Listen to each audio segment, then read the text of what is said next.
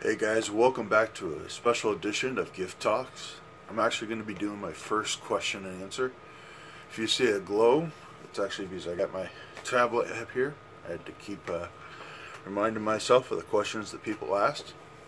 So I mainly asked some of my friends and some of the people that I associate with in the group Talk Movies With Us on Facebook. They're actually a pretty good group.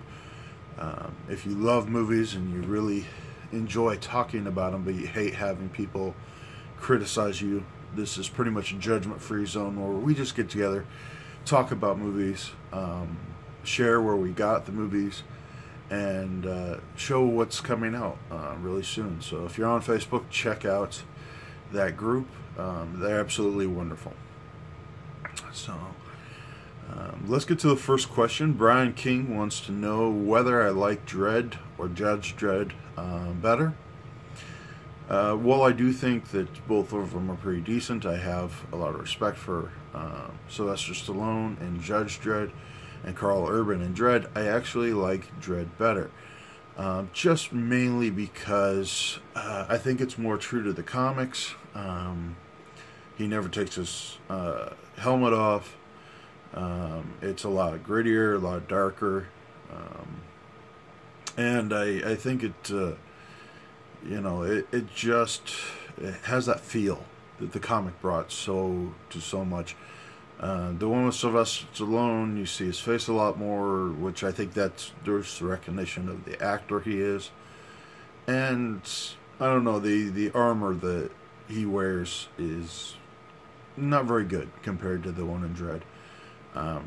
Again, I also like the grittiness and the darkness. So there's the first question. Good one, Brian. The second one is from Doc Sampson. He wants to know if I had to get rid of 5 movies and never be able to buy them again out of all my collection, which 5 would I choose? And I had to think about this one. I really did. For one, I can honestly say The Bandits. Billy Bob Thornton and Bruce Willis. Although it does have a lot of star power, I just have never gotten around to watching it. And to be honest, I don't really care to watch it. I bought it because, again, the star power. Thought I'd get around to it one of these days. Never did. So I really wouldn't miss it all that much. Another one would be After Earth with Will Smith and his son Jaden Smith. It was just a horrible film, but I felt that it was worth buying at the time because it was less than 50 cents. And, I do like Will Smith. I thought I'd give it a chance. It wasn't a good movie. It wasn't a good movie at all, so I can honestly say I'd pass on that one. Another one is the Russian superhero movie Guardians. The concept is really good. Just a bunch of different superheroes getting together, trying to fight evil. A guy who turns into a werebear, with a Gatling gun. That was one of the coolest parts. But unfortunately, having watched the movie, the acting is really bad. Even the action is really bad. And what I bought it for is pretty much what I got. A werebear with a Gatling gun. And even that gets old really fast. So, unfortunately, that would also be one I'd be willing to just never have again. Another one probably will tick off some people, but A Beautiful Mind. I'm sorry, when I first watched it, went to the movie theater to watch it, it was a beautiful movie. It was a great movie. It's not one of those ones I can watch twice. I can honestly say that it's just, again, it's really well done. Russell Crowe does an amazing job as an actor. I just can't watch it twice, just because it A, makes you think really a lot, and B, it's just once you get past the beautifulness and the great acting, it's rather boring. So unfortunately, that's one I'll also have to get rid of.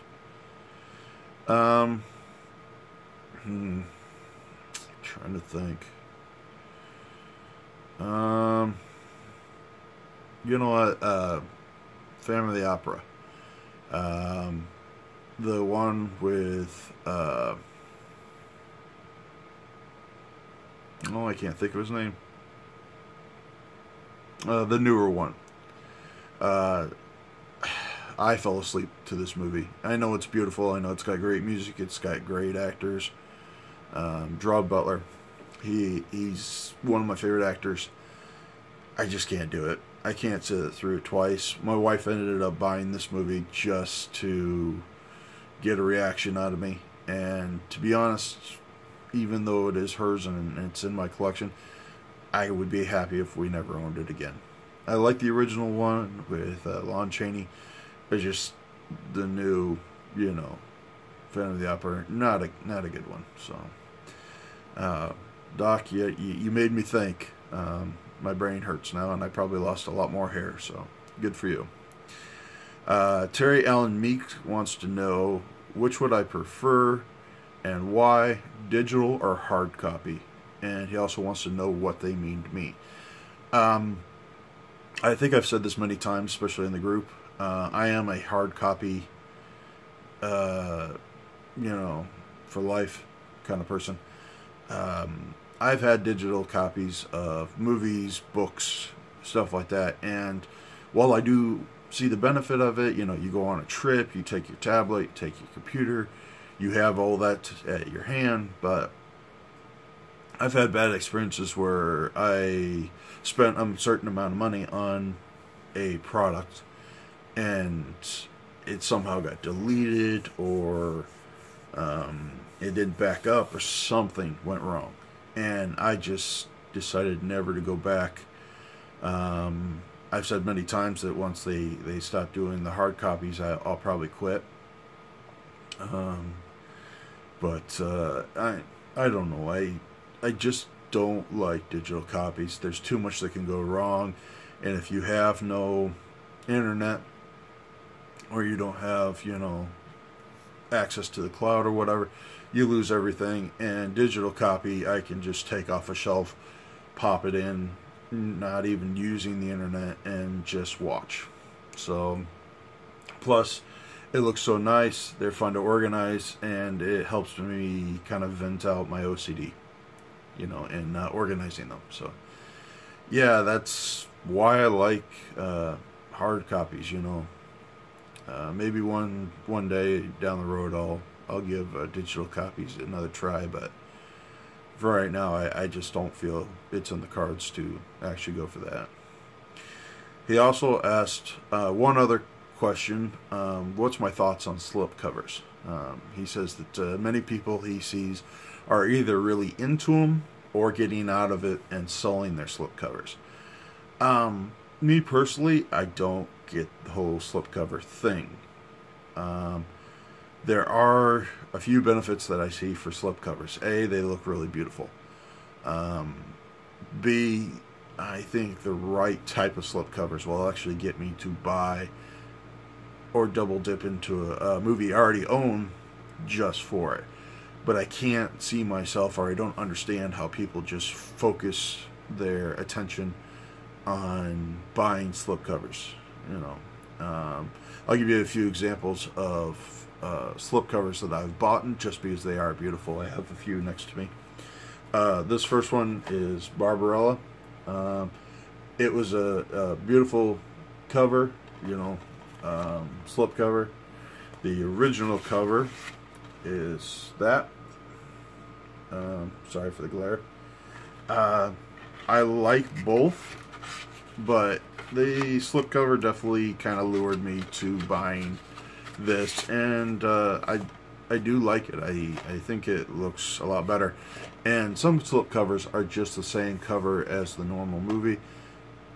At that point, I don't find them worth buying. So another one that I just really recently got was Big Trouble in Little China. The slip cover was very pretty. The back, again, the normal looks more like a poster, but it just, you know, this slip cover looks clean, it looks nice, and hopefully I can keep it that way. Stupid thing. I'm having problems with a sticker. That's mostly why I used to throw away these things, is because they used to have stickers. But I found a process that takes the sticker off pretty well. Unfortunately, I didn't use it on this one, so it's still pretty rough, and I may have damaged the slip cover just a little. But, you know, it's nice. The other one, or a couple of the others, is this one, Tremors. Now, I got this slip cover because it actually glows in the dark. Right back here, you see it says glow in the dark, or glow in dark art. I really liked it. The cover is the same, but again, you know, it was a glow in the dark factor. I thought it would be cool. It was a neat collector's, and I didn't have this movie. In fact, the last two, or the last two, and this one I did not own. So, great slip covers. Didn't own the movies. Willing to buy them, but I didn't own the movies and then go buy the slip cover. I did do that with one. It's here, the Gremlins. Now, this one I actually do have another story to it. There was a chance that I was actually going to get to meet the main actor for this movie, and I bought and still haven't opened this slipcover and this movie, and I figured why not own it and get him to sign it, and that way I could actually just put it in my case and not be without the movie. But unfortunately, it was last weekend, I wasn't able to go, and so I'm stuck with another copy. But this is another one where the slipcover kind of made me double dip, although there was another reason for it.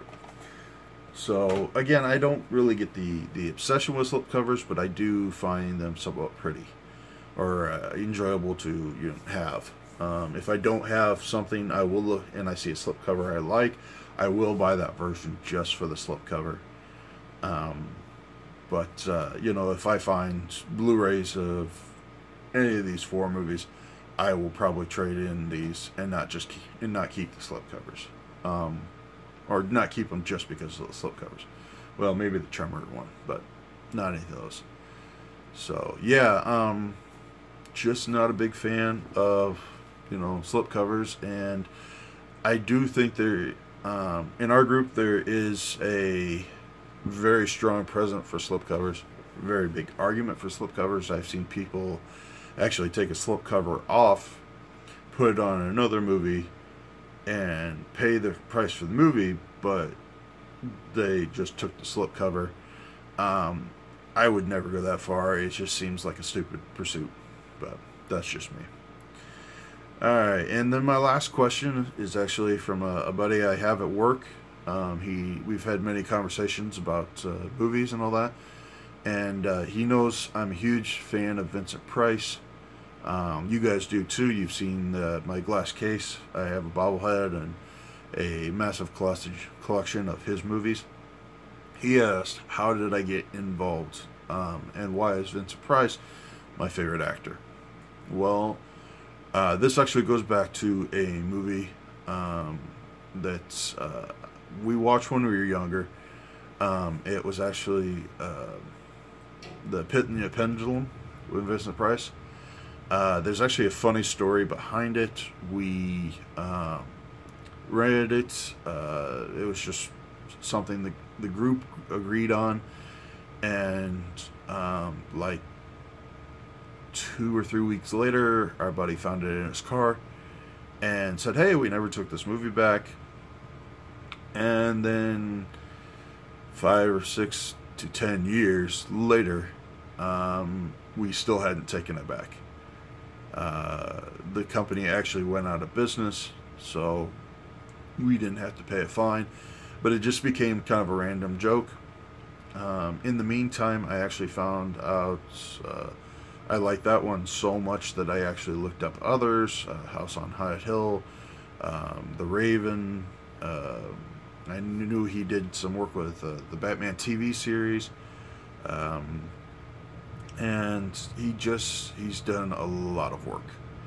And I like it. I really do. Last Man on Earth, which is actually a sequel to Omega Man, and then it is it's not really a sequel, it's a remake, and then Will Smith remade the same movie that was done by I can't think of his name. No, Charlton Heston. Charlton Heston, Vincent Price, and Will Smith in I Am Legend. It's all the same story, just told a little differently. I absolutely love that movie. And, you know, I just kind of got into that. And my mom, I think, was the very first person to introduce me to Vincent Price. But I didn't really get into it until we watched The Pit and the Pendulum. So, yeah, that's my story of why I like Vincent Price. And he's just an amazing actor. Yes, he does the more, you know, the more scary movies, but he is an amazing actor. He has a great voice. I love his voice, and it's just the way he acts so coolly, but yet he can become either very happy or vicious or whatever just by a single look. I love that. I really do. And you know, just a great actor. Wish I had more of his movies. So, well, guys, this is my first question and answer. If you guys want to see me do this again, let me know in the comments below.